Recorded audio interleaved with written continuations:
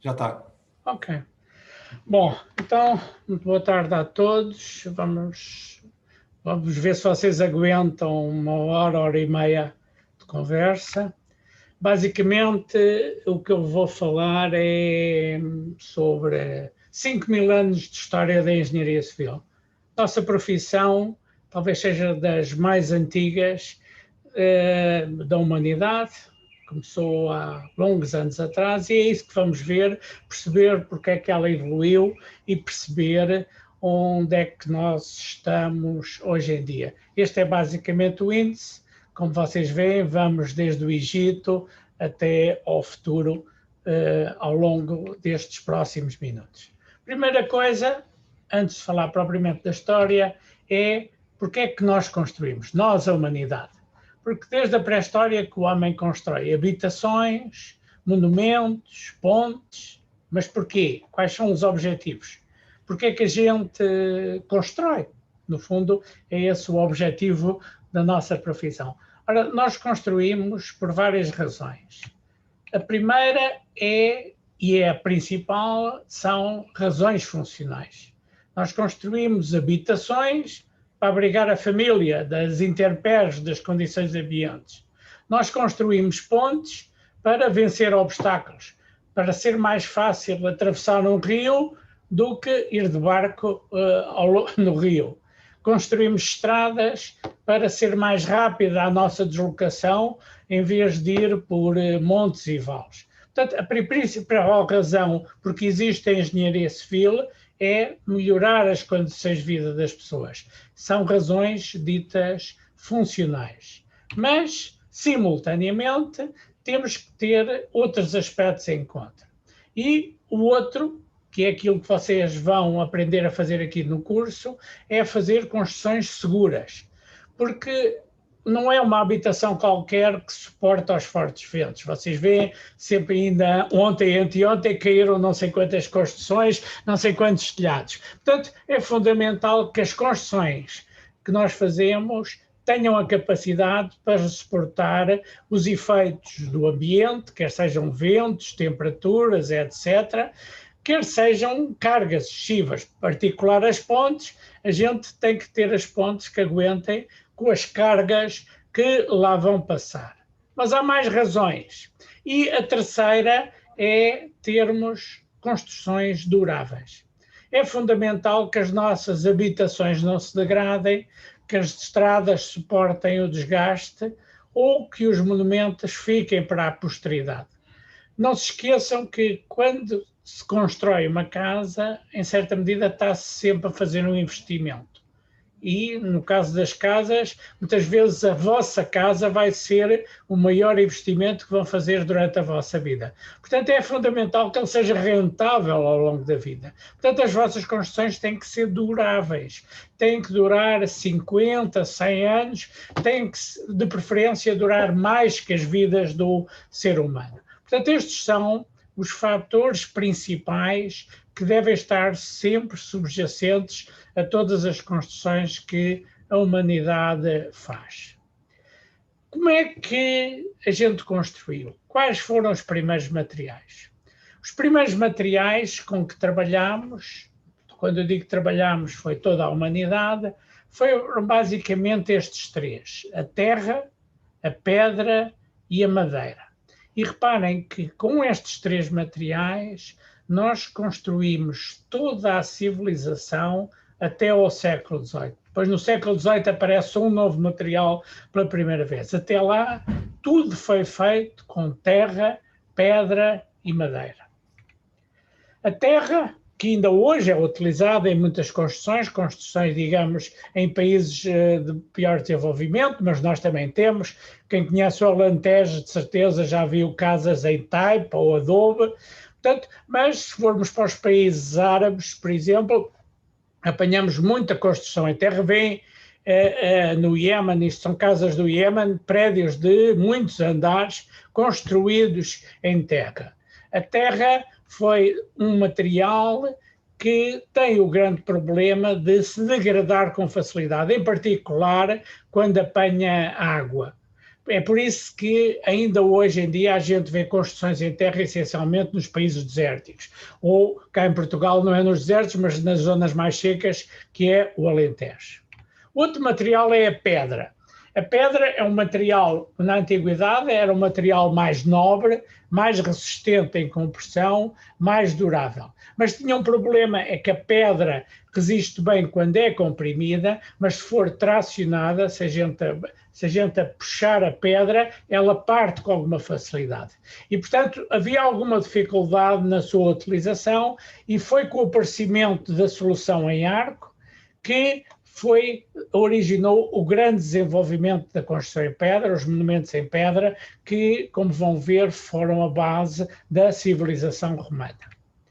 A madeira é um material que foi utilizado na antiguidade essencialmente para os monumentos nos países asiáticos, Japão, China, etc., embora também houve muita construção de madeira na Europa. O problema da madeira é que a madeira degrada-se com muita facilidade, quer por ação dos bichos, quer por ação também da umidade, e portanto as construções de madeira que chegaram aos nossos dias foram poucas, porque precisamente se degradaram. Mas não há dúvida que a madeira corresponde à maior quantidade de construções que existiu na antiguidade, porque é um material natural, fácil de obter da natureza, é um material leve e é um material fácil de trabalhar. Portanto, basicamente, a madeira foi muito utilizada, mas tendo em conta a sua má durabilidade, foi um material que desapareceu ao longo do tempo.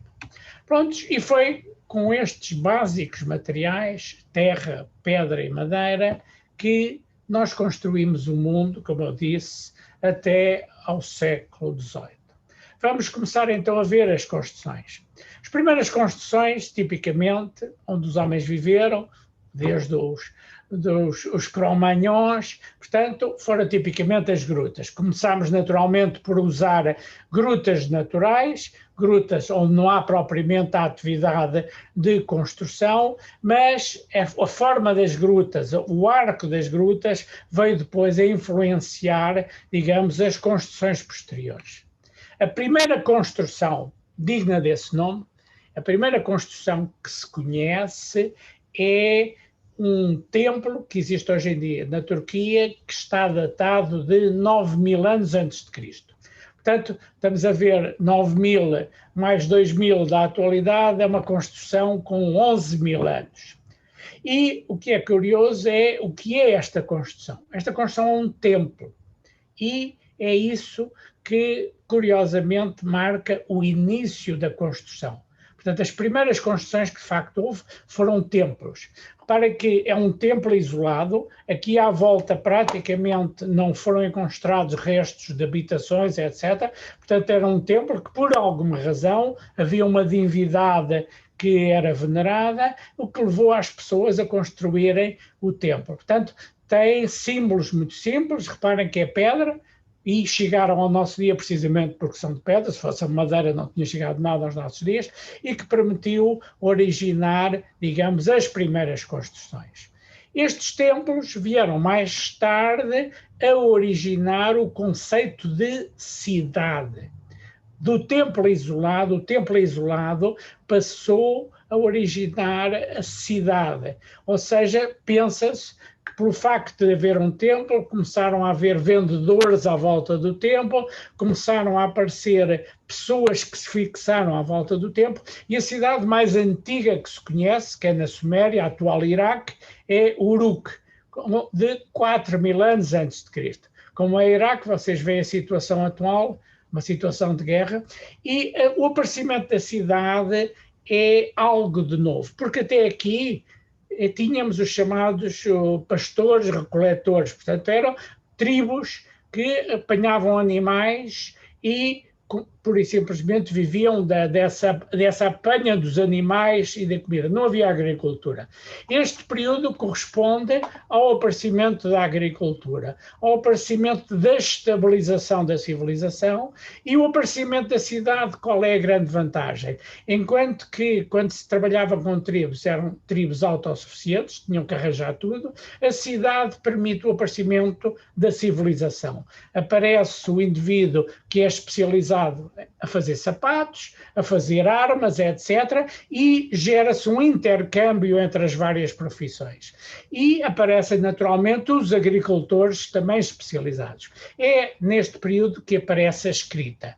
Precisamente a escrita aparece como o registro das trocas entre as várias profissões. E são aqui símbolos da escrita nessa altura. Na altura eram pura e simplesmente símbolos, só mais tarde evoluíram para as escritas que nós conhecemos. Mas são cidades onde já podemos ver, por exemplo, sistemas de drenagem, onde já podemos ver ruas. Portanto, o conceito da cidade que nós temos hoje em dia já aparece nesta altura, 4.000 anos antes de Cristo, ou seja, 6.000 anos atrás. E este conceito de cidade evoluiu e manteve-se praticamente na sua base até à época romana. Nós temos cá em Portugal, já de uma época muito mais recente, as Citâneas, que são de cerca de 1.000 anos antes de Cristo, que vocês podem ver com construção em pedra, portanto, porque é a construção que chegou. Obviamente estas construções depois tinham um telhado em madeira, porque as tais vigas eram barrotes de madeira com cobertura de colmo, mas as paredes eram em pedra que já davam alguma resistência à construção. Primeira civilização que nos aparece, com construtores a sério, digamos, é o Egito. E o Egito, quando a gente fala do Egito, estamos a falar das grandes construções que são as pirâmides. As pirâmides têm uma história de construção curiosa. Os egípcios, depois da sua unificação, eles começaram a ter, portanto, os faraós que geriam, digamos, o Egito, e os faraós enterravam-se, digamos, nos túmulos paralelepipédicos relativamente pequenos, que eram as mastabas. Até que aparece um faraó famoso, de Djoser, que tinha um capital, na altura a capital do Egito era em Saqqara, portanto estamos a falar de cerca de 2.700 a.C., e este faraó era um faraó que gostava digamos, de se mostrar e resolveu fazer um túmulo particular, um túmulo mais imponente. E, portanto, em vez de fazer só uma mastaba, que no fundo correspondia a um elemento deste paralelepípedo, resolveu fazer uma pirâmide, que no fundo é uma sobreposição sucessiva de mastabas. Portanto, construiu a chamada pirâmide de graus, que ainda hoje existe. O faraó que lhe sucedeu foi o Snéfro, e que construiu uma outra pirâmide, portanto, cerca de um século depois, e esta pirâmide é famosa porque é o primeiro grande acidente na construção. Se vocês repararem, ele quis, em vez do seu antecessor, que tinha feito a pirâmide em degraus, quis fazer uma pirâmide de paredes lisas. E começou a construir a pirâmide com esta inclinação.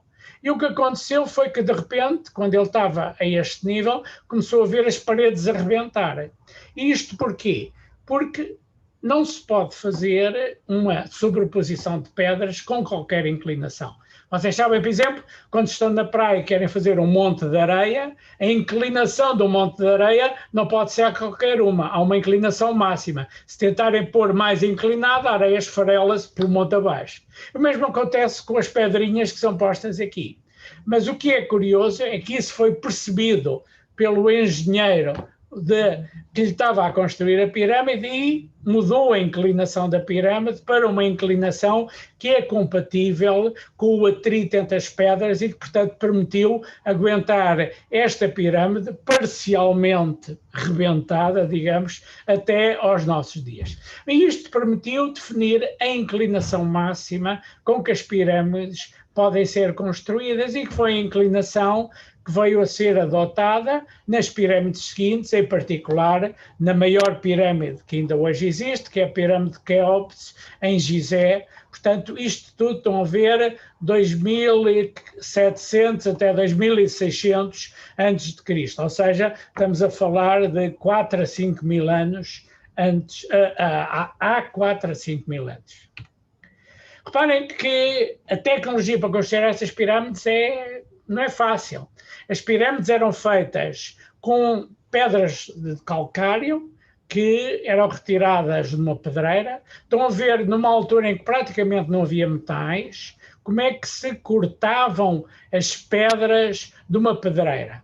É uma tecnologia curiosa, porque a primeira coisa que se fazia era pegava-se fogo à pedreira, a pedra fissurava, depois metiam-se entalhas de madeira nessas fissuras, onde as entalhas de madeira molhavam-se, a madeira inchava e fissurava de acordo com esses entalhes. E então a pedra era retirada e depois era polida, mas era polida com uma pedra mais dura, eram tipicamente dioritos, mais dura, que para obter a forma paralelepipédica das pedras. E estas pedras, como é que eram transportadas? É também curioso, há registros em hieroglifos dessa altura. Reparem, as pedras eram transportadas em tipo skate, portanto, em trenós, em que se vê o trenó, neste caso não é uma pedra, mas é um monumento, puxada por esta malta toda, e em que está um indivíduo a pôr água à frente do trenó para ele deslizar mais facilmente. Há ainda registros hoje em dia destes sistemas. Reparem, neste templo, as rampas que foram usadas para levar as pedras lá para cima ainda hoje existem. Isto é um templo que existe. Portanto, para ver como as pedras eram transportadas. Não havia rodas na altura que tivessem capacidade resistente para transportar a pedra para os locais em que elas eram colocadas. No fundo, isto era feito à força humana, no fundo, puxadas, e é curioso que estes homens não eram escravos, eles dedicavam tipicamente 1 a 2 anos da sua vida em veneração ao faraó para realizar este trabalho. Deste tempo temos também os templos que os egípcios vieram, em que se mostra já a inovação tecnológica.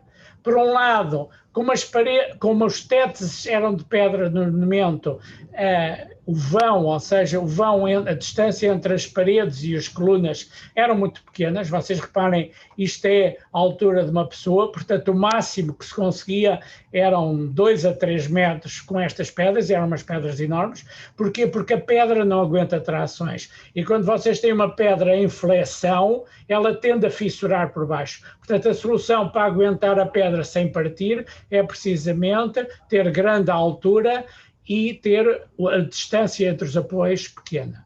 Também perceberam que as cargas que vinham de cima, quando chegavam ao terreno, o terreno tipicamente tem resistências mais baixas e, portanto, era necessário alargar a base de apoio para distribuir as cargas que vinham de cima. E inventaram aquilo que nós hoje em dia designamos sapatas, em que os pilares descarregavam nestas sapatas de modo a distribuir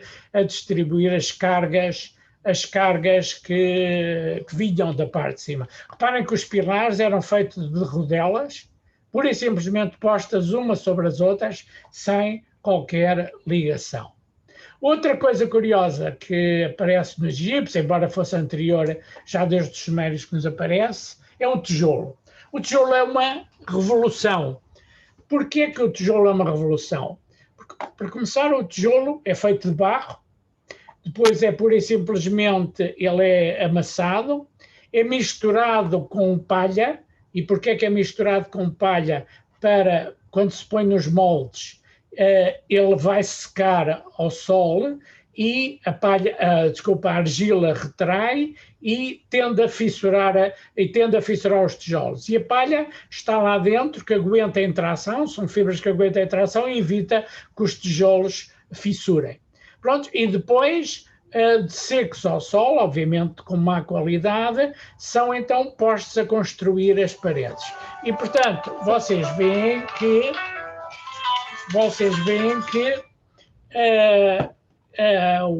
o tijolo Por um lado é terra seca ao sol, e por outro lado tem a vantagem de ser algo que é barato e tem dimensão de uma pessoa. Enquanto que uma pedra tinha que ser transportada por muita gente, o tijolo uma pessoa pode o levar e, portanto, a pessoa pode construir a sua própria casa sozinho. Portanto, pela primeira vez arranjou-se um material de construção que permite a construção ao nível do humano. Tem aqui exemplos do que eram os tijolos nesta altura. Veem que nesta altura já aparece o conceito de arco, ainda estamos no Egito. O grande problema do arco é que o arco tem que ser suportado até estar fechado, porque só nessa altura é que o arco funciona. Ora, como é que os egípcios faziam o arco? Eles, pura e simplesmente, faziam uma duna de areia, punham os tijolos e quando o arco estava fechado, escavavam a duna de areia. Era uma solução prática, mas só dava para fazer arcos pequeninos. São os romanos que depois vão desenvolver uma nova técnica. Bom, do Egito passamos para a Grécia, que é a civilização que veio a seguir. Aqui, ao nível da construção, não houve uma grande evolução. Reparem que estes templos, construtivamente, são algo semelhantes aos templos egípcios, em que as colunas são feitas por pedras isoladas, com a sapata e com vigas, vencendo pequenos vãos. Vêm aqui as sapatas, ou as tais vigas de pedra de grandes dimensões e vãos pequenos. Problema no Egito é que o problema na Grécia é que, ao contrário do Egito, a Grécia é um país muito mais sísmico. E, portanto, estas colunas em que as pedras pura e simplesmente eram postas sobre elas, quando vinha um sismo, acontecia isto. Caíam completamente e, portanto, houve muito templo grego que veio cá parar abaixo. Bom, e chegamos a Roma. Roma é a grande civilização. Reparem que Roma, no seu pós-gelo, ocupou toda a bacia do Mediterrâneo. Basicamente, eles tiveram 80 mil quilómetros de estradas principais e 400 mil quilómetros de estradas secundárias. Ainda hoje, as nossas estradas principais seguiram trajetos definidos pelas estradas romanas. Ok? Bom, e qual é a grande coisa? Reparem, todo este império foi gerido pela população de Roma. E como é que eles conseguiam, com tão pouca população, gerir em particular estas fronteiras grandes? Basicamente, precisamente à custa das estradas, porque as estradas permitiam que as guarnições romanas rapidamente se deslocassem aos pontos de conflito, controlando, digamos, as tribos bárbaras que tentavam entrar por Roma. E, portanto, quem diz construção de estradas, diz construção de pontes, porque, obviamente, tinham que ter pontes para atravessar os rios para o exército passar depressa, porque se estavam à espera de atravessar de barco, nunca mais lá chegavam. E, portanto, isto foi a grande evolução que nos aparece com os romanos.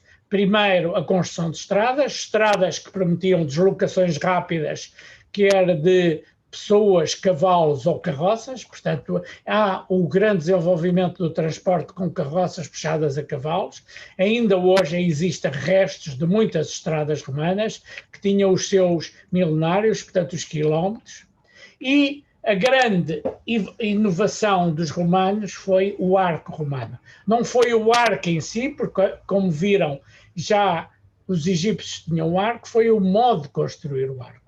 E qual foi a inovação? A inovação que os romanos fizeram foi, no cimo dos pilares, colocar esta pequena saliência que permitia colocar uma estrutura de madeira que suportava o arco até o arco estar concluído. Quando o arco estava concluído, tiravam a estrutura de madeira, passavam para o lado, ou seja, eles industrializaram a construção do arco. Podem ver aqui o conceito. Portanto, o que os romanos desenvolveram foi esta industrialização do arco. O arco apoiado ali naquelas pequenas saliências, que nós em engenharia designamos consolas, e punham as pedrinhas todas. Quando as pedras estavam postas, tiravam esta cambota, que é o nome desta estrutura de madeira, e passavam para a seguinte. É também por isso que os arcos romanos são sempre circulares, porque é mais fácil realizar os arcos, ou, melhor dizendo, as cambotas, com uma forma geométrica.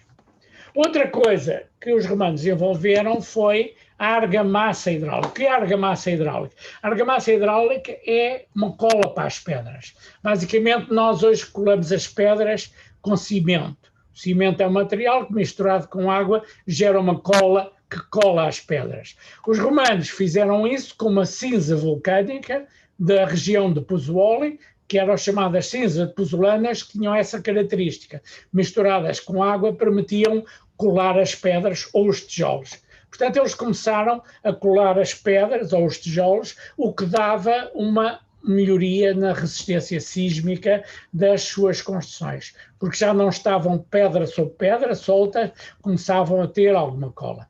Para isto, é, se quiserem, o botão do tempo dos romanos, feito não com cimento, mas com as tais cinzas pozolânicas que permitia ligar os tijolos romanos.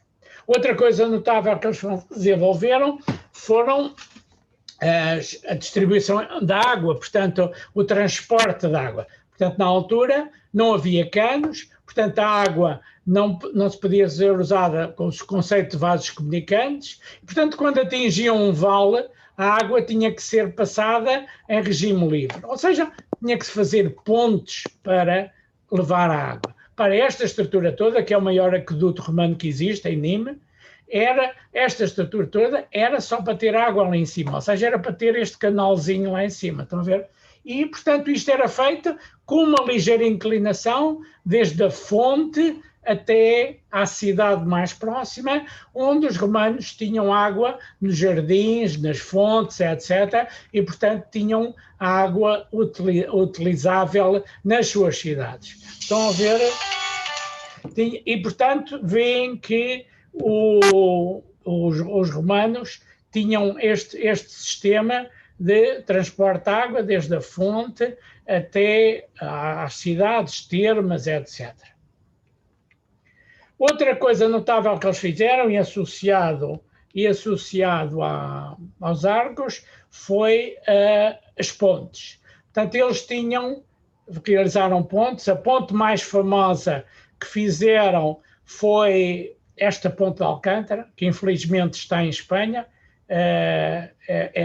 Portugal é ali, fica a cerca de 10 km da fronteira portuguesa, é a ponte de Alcântara, sobre o Rio Tejo, isto é o Rio Tejo, e é uma ponte extremamente bela, se tiverem a oportunidade de ver e visitar, é uma ponte bastante bem conservada e que é a ponte mais notável romana que chegou aos nossos dias, com arcos de dimensão perfeitamente notável. Os romanos foram ainda mais longe e chegaram a fazer a cúpula. A cúpula, em relação ao arco, reparem, é um elemento tridimensional, 3D, do arco, em que, reparem, no arco as pedras têm que ser ligeiramente biseladas, portanto, num arco, o perímetro exterior do arco é maior que o perímetro interior. Portanto, as pedras para encaixar têm que ser cortadas, biseladas, de modo a encaixar. Na cúpula, isso tem que ser feito em duas dimensões, quer no sentido perimetral, quer no sentido equatorial, digamos. E os romanos fizeram esta cúpula, que é o Panteão de Roma, que chegou aos nossos dias, já com as pedras todas ligadas com o tal betão deles, e que foi, claro, uma inovação construtiva. Reparem que foi com esta cúpula que o Império Romano do Oriente veio a construir a Catedral de Santa Sofia, que na altura era uma catedral cristã, recentemente voltou a ser uma mesquita, mas era de facto uma catedral cristã e que marcou toda, digamos, a construção típica do Império Romano do Oriente. Ora, o que aconteceu no Império Romano do Oriente é que em 1453 ele foi ocupado pelos muçulmanos e, com o facto de existir a Catedral de Santa Sofia, eles vieram a adotar como geometria, digamos, para as mesquitas, precisamente o conceito de cúpula. E vocês veem tipicamente as mesquitas quase todas, além dos minaretes, têm um conceito de cúpula que foi influenciado precisamente por esta concepção romana que foi implementada pelo Império Romano do Oriente.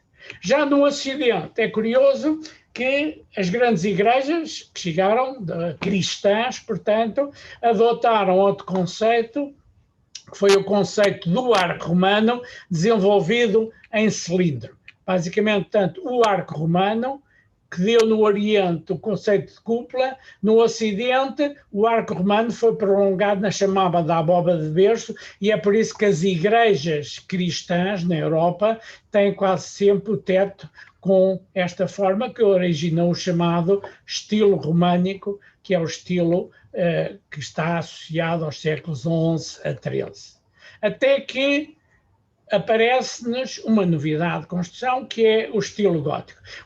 A construção românica, das igrejas românicas, é uma construção em que o arco, voltando atrás, o arco gera impulsos laterais, o que obrigava que as paredes das igrejas românicas fossem muito pesadas para aguentar o impulso dos arcos.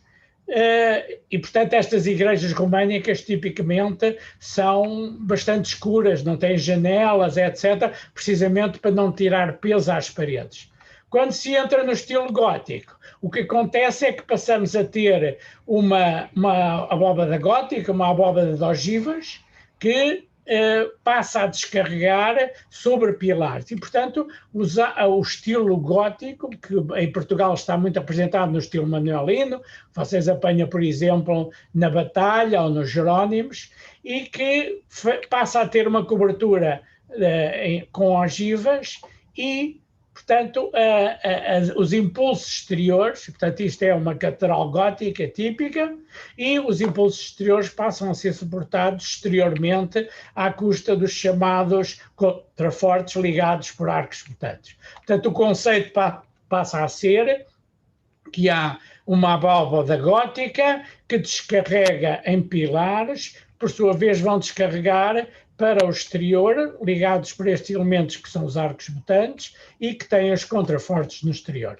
Vocês veem aqui, bem, na igreja de Notre Dame, com os tais arcos botantes e os contrafortes exteriores. Isto permitiu aliviar a carga sobre as paredes e permitiu o aparecimento, por exemplo, dos vitrais. Ou seja, as catedrais góticas têm muito mais luz, porque precisamente têm os vitrais pelo facto de não terem construções nessa altura.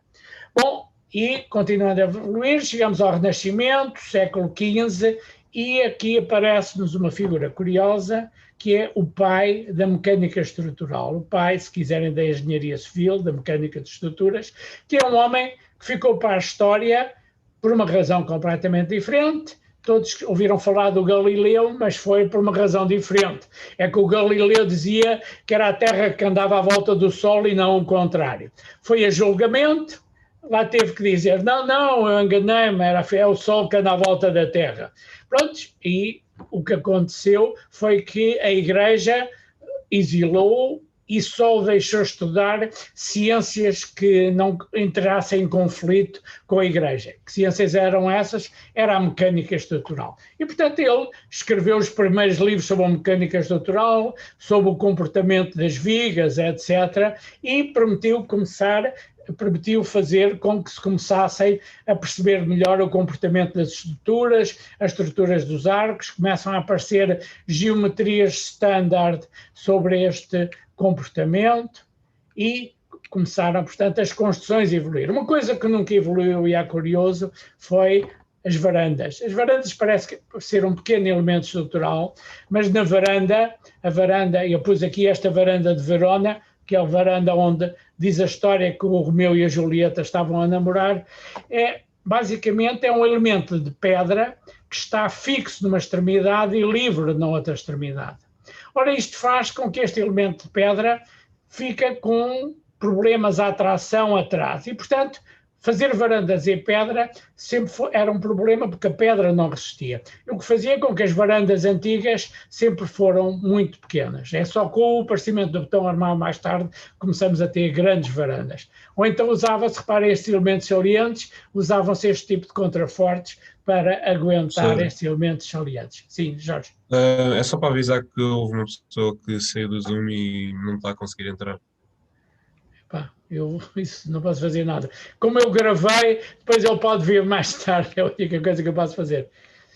Oriente. Vamos agora deixar a Europa por um bocadinho e vamos ao Oriente. O Oriente, a evolução não foi muito diferente do Ocidente, como veem, tinham também pontes de pedra. A grande diferença essencial foi que eles utilizaram muita madeira para a construção.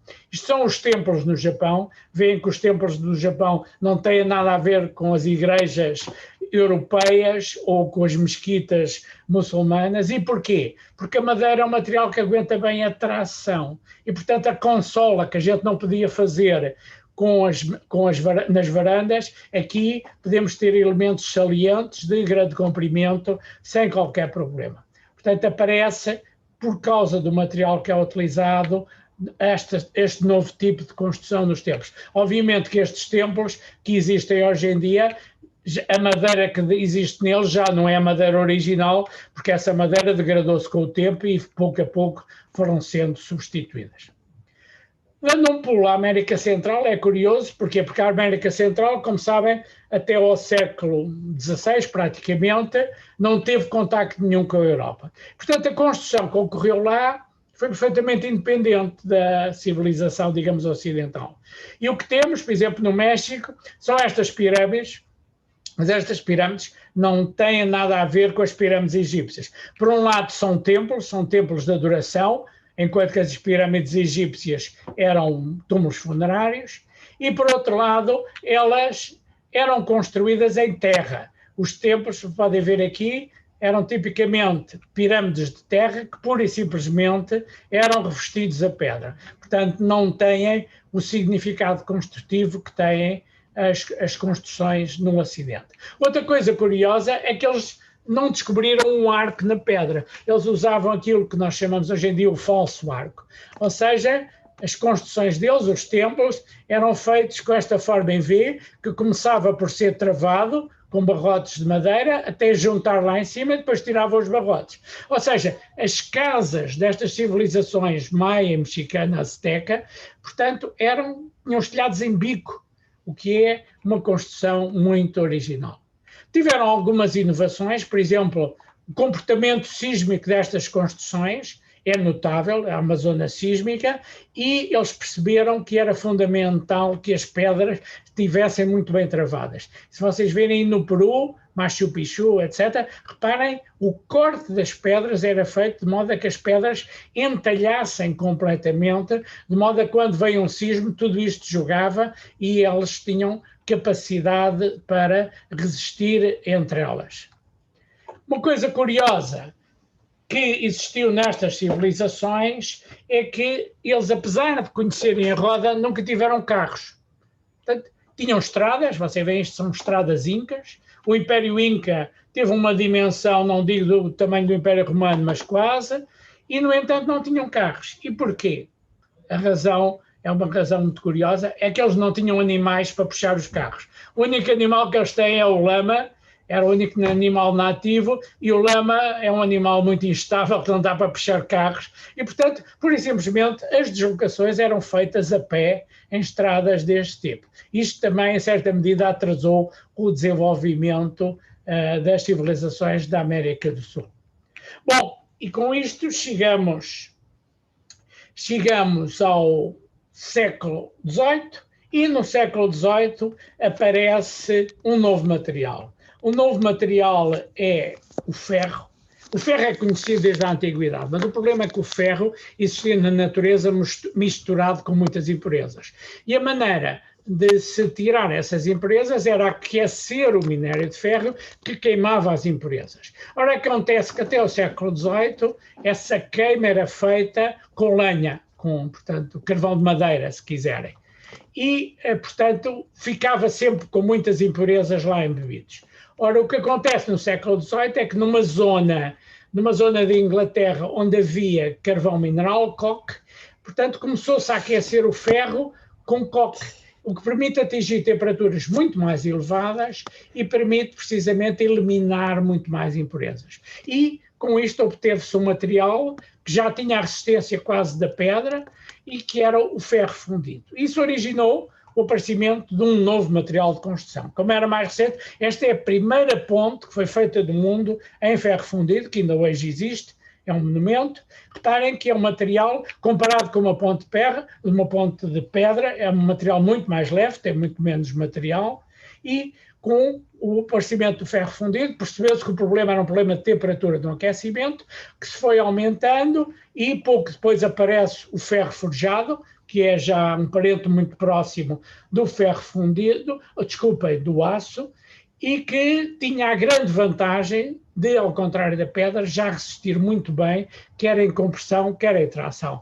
E aparece o Palácio de Cristal, foi a primeira grande construção, onde vocês veem já feita em ferro forjado, com vigas metálicas, e, portanto, é a inovação da era do ferro a chegar. Estamos a falar de 1850. É a altura em que o aparecimento disto, que é a Revolução Industrial, permite também o aparecimento dos caminhos de ferro.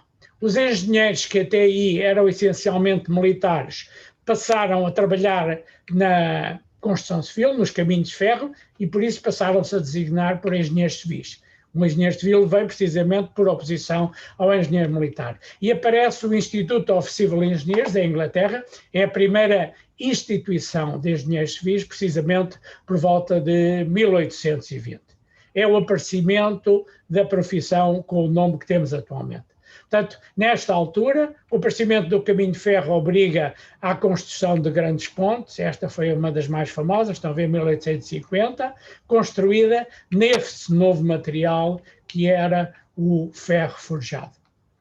E é desse tempo também que temos a nossa ponte Maria Pia, construída pelo Eiffel, que permitiu finalmente, no fim do século XIX, ligar Gaia ao Porto. A linha de caminho de ferro chegava à Gaia, mas o problema era atravessar o Rio Douro. E houve um concurso em que foi ganho pelo Eiffel e construiu a ponte de caminho de ferro. É curioso que o Eiffel, só depois de construir esta ponte em Portugal, é que os franceses o deixaram ir construir pontes para a França. Não é? Portanto, ele teve que mostrar que sabia fazer as pontes em Portugal para depois ir para a França. E, portanto, aparece uma nova geração de pontes para que, ao contrário do arco romano que obrigava a ser suportado antes de estar fechado, este arco permite ser construído peça a peça, com suspensão superior, portanto tem a grande vantagem que permite realizar os arcos já sem suporte, o que é uma grande vantagem construtiva e que permitiu realizar a Ponte Maria Pia, que já fez mais de um século de existência e é património, hoje em dia, património mundial. E no fim do século XIX, praticamente, portanto na transição para o século XX, aparece um substituto do cimento, ou melhor dizendo, da pozolana romana, que é o cimento Portland, e o cimento Portland vai permitir o aparecimento de um novo material, que é o betão. Portanto, o betão é uma mistura de pedra, areia e cimento, a gente põe um bocadinho de água, faz com que o cimento se transforme em cola, que cola as pedras e a areia e faz uma pedra artificial que chamamos o betão. Portanto, e o betão é um material com uma pedra que resiste bem em compressão, mas não em tração, e depois percebeu-se que se puséssemos aço dentro do betão, o aço trabalhava bem na parte da tração, o betão trabalhava bem na compressão e, portanto, surge o chamado betão armado, que é um betão com aço, que é a base da construção hoje em dia. Foi isto que permitiu começar a desenvolver a grande construção em altura, quer seja em aço, quer seja em betão armado. As construções em altura também tiveram que ter um outro desenvolvimento, que foi o aparecimento do elevador, porque sem elevador não havia prédios altos, e aparece pelo senhor François Heinebich a construção do sistema atual dos prédios, que é um sistema de pilar, viga e laje, que foi realizado pela primeira vez em Paris, em 1892, neste prédio que ainda hoje existe.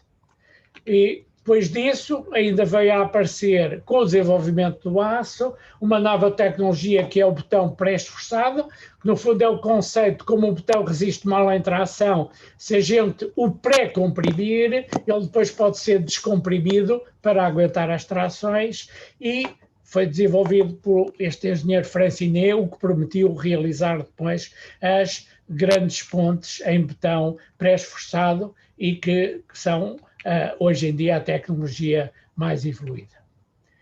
E pronto, o projeto no início do século XX, só para vocês verem, portanto chegamos ao século XX e agora para verem, sofremos aqui uma evolução muito rápida, só para vocês terem uma ideia, nos anos 60 a 70 do século XX, portanto 1960 a 70, basicamente quando eu acabei o meu curso, as construções ainda eram feitas com modelos físicos, modelos reduzidos, que se iam para testar nestes modelos se as construções eram seguras. Para isto é um modelo que foi utilizado para a Ponte São João, a ponte ferroviária no Porto, ainda feita pelo professor Edgar Cardoso, que depois originou esta ponte. Na altura, e ainda hoje, é o maior vão ferroviário neste tipo de pontes, com 250 metros. O professor Edgar Cardoso foi um homem que, na altura, realizou grandes pontos notáveis, precisamente com a tecnologia que desenvolveu de realizar modelos reduzidos. Isto é o viaduto Duarte Pacheco, fez a Ponte da Rábida e várias outras pontes, tudo com modelos reduzidos que ele desenvolveu. E depois, há cerca de 40 anos, agora talvez um bocadinho mais, surge uma novidade, aquilo que eu chamei o Big Bang informático. O que é o Big Bang informático? É o aparecimento dos computadores. Basicamente, no LENEC apareceram nos anos 60, já permitiram ser utilizados numa simplificação para a ponte 25 de Abril. No técnico, os computadores chegaram em 1970, foi a altura em que se começou a ensinar a programação. Em 73 chegaram as primeiras máquinas de calcular, só para vocês verem a rapidez disto.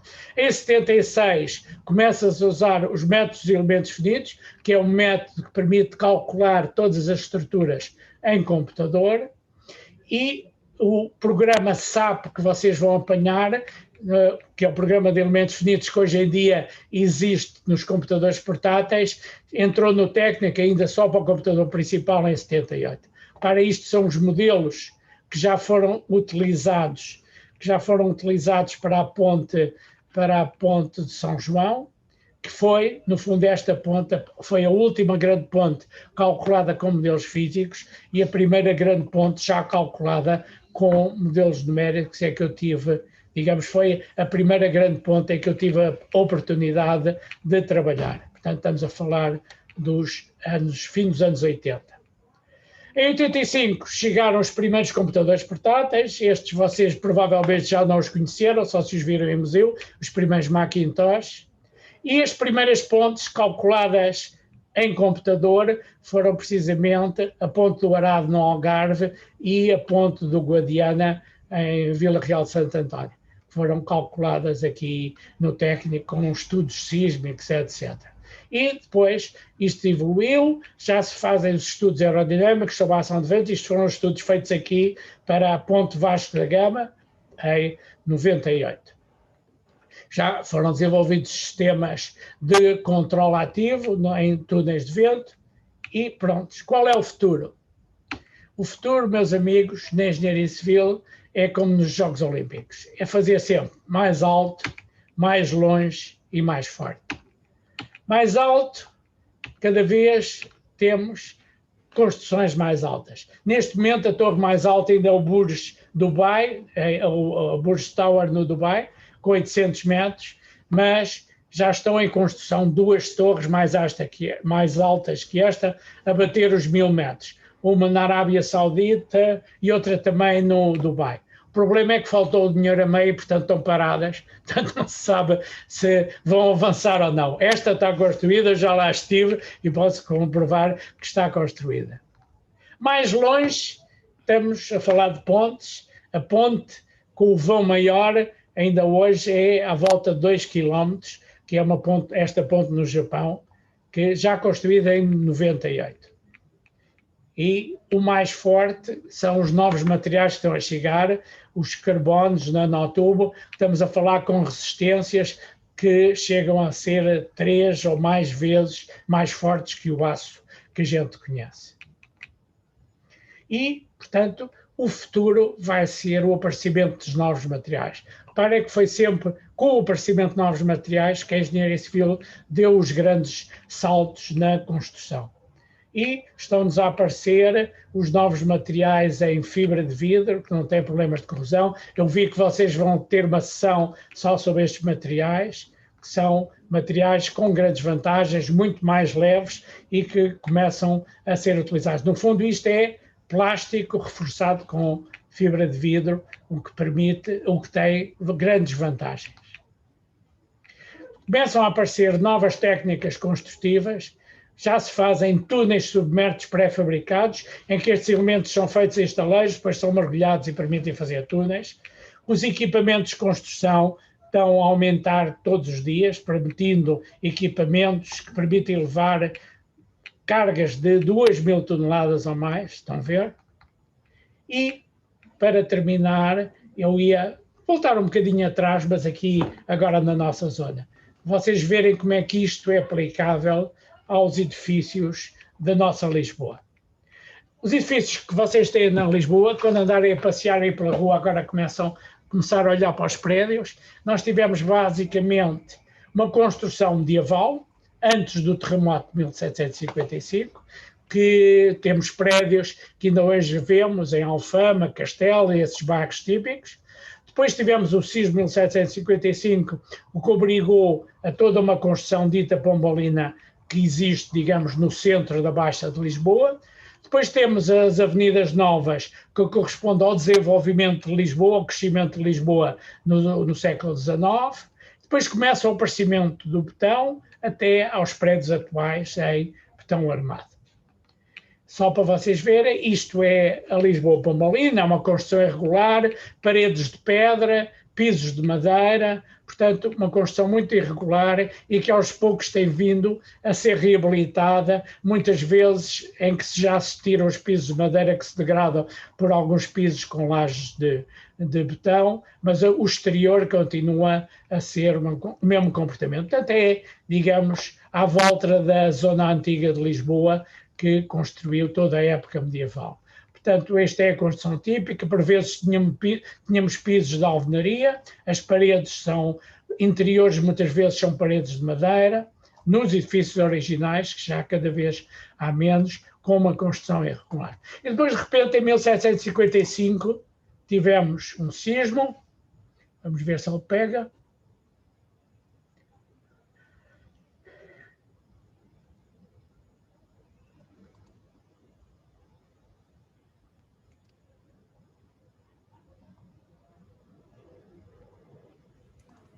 E maximizar as janelas. Exatamente, aí, exatamente. Mas ele não me permite. Ok.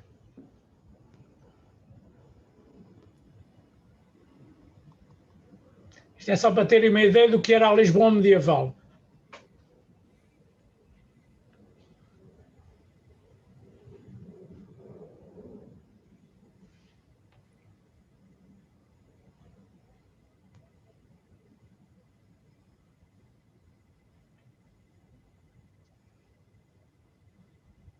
Para a zona onde ocorreu.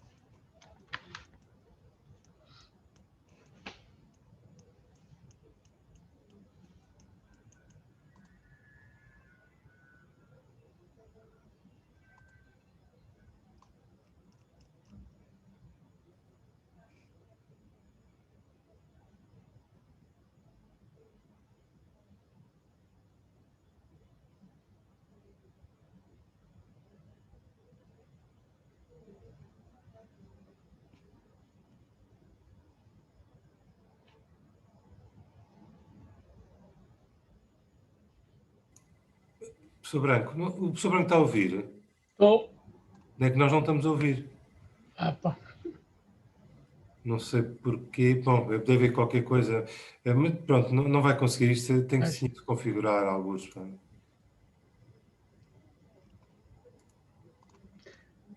Pois. Eu estou a usar o microfone normal. Pois. Mas pronto, enfim. Já vamos tarde, mas pronto, já sabem, foi um sismo que ocorreu. Pelo menos vê as imagens. Pronto, e depois deu origem a um tsunami também, o incêndio, tudo isso produziu a destruição que se viu na cidade de Lisboa e que veio a marcar a cidade de Lisboa e a engenharia portuguesa, que passou a ser muito focada nas questões da segurança sísmica. Mas, portanto, isto deu origem à Baixa de Lisboa, com edifícios alinhados, mas essencialmente foi pensado o primeiro conceito de edifício para resistir aos sismos. E qual foi o conceito? O conceito foi que as paredes da alvenaria, em vez de estarem isoladas a suportar os pisos, passaram a ser interligadas com uma espécie de vigas de madeira interior, ou seja, estes elementos permitiam com que a caixa que faz as paredes do edifício passasse a ficar travada nas suas várias componentes, obrigando a que, portanto, toda a estrutura abanasse em conjunto quando veio um sismo.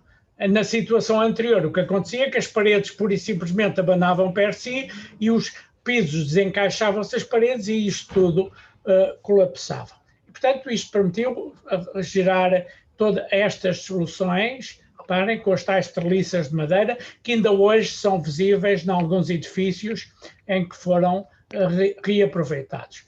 A construção gaioleira é uma construção que, pegando nesta construção pombalina, se veio a desenvolver, mas com pior qualidade. Veio a corresponder ao grande crescimento da cidade no fim do século XIX e, basicamente, o que aconteceu foi que estas vigas de travamento das paredes praticamente desapareceram, portanto, voltaram a deixar de ficar travadas e, portanto, passaram pura e simplesmente a ter as paredes exteriores e algumas paredes interiores. Isto faz, como as paredes estão pura e simplesmente com os pisos entalados, passaram a ficar mais frágeis e é por isso que, volta e meia, quando vocês ouvem falar que um edifício caiu em Lisboa, é um destes prédios, porque quando se faz a demolição de um prédio ao lado, os prédios estão todos mais ou menos encostados uns aos outros e se há uma pequena deformação do terreno, eles pura e simplesmente não têm serviços de tratamento e vêm colapsar. Estes prédios tiveram um outro aspecto curioso, que foi a introdução do ferro forjado. Entretanto, tinha chegado e o ferro forjado apareceu essencialmente nas marquises atrás, onde começaram a ser colocadas as casas de banho, porque as casas de banho que eram nos pisos de madeira começavam a apodrecer os pisos de madeira e então começaram a pôr as casas de banho fora das casas, nestas espécies de marquises exteriores, onde, como eram em ferro, aguentavam melhor.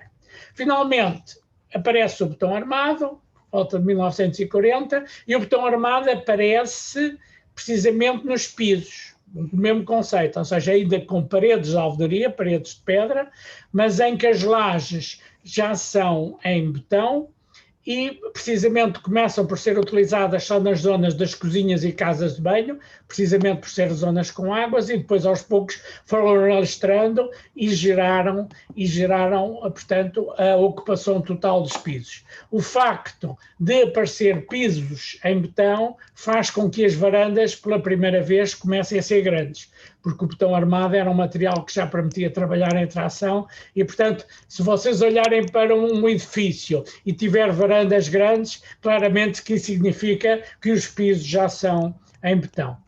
E, portanto, isto é a tal construção mista, e finalmente chegamos aos prédios a partir de 1990, já com a concepção atual de pilar, viga e laje, que corresponde à situação atual, com comportamento sísmico, depois tiveram várias evoluções, com a introdução de núcleos de escadas, etc., e que corresponde, no fundo, aos edifícios que vocês vão aprender a construir ao longo do vosso curso. São os edifícios, portanto, com a solução de pilar viga, lajes, paredes resistentes, etc. E pronto, com isto encerro a minha visão do que foi a evolução das construções ao longo dos anos. 1h20, acho que está bom. Branco, muito obrigado. Eu agora, achei muito interessante. Se quiseres, podes parar a gravação. Está bem. Exatamente. Como é que eu faço? Stop. Deve ter aí um stop alguns.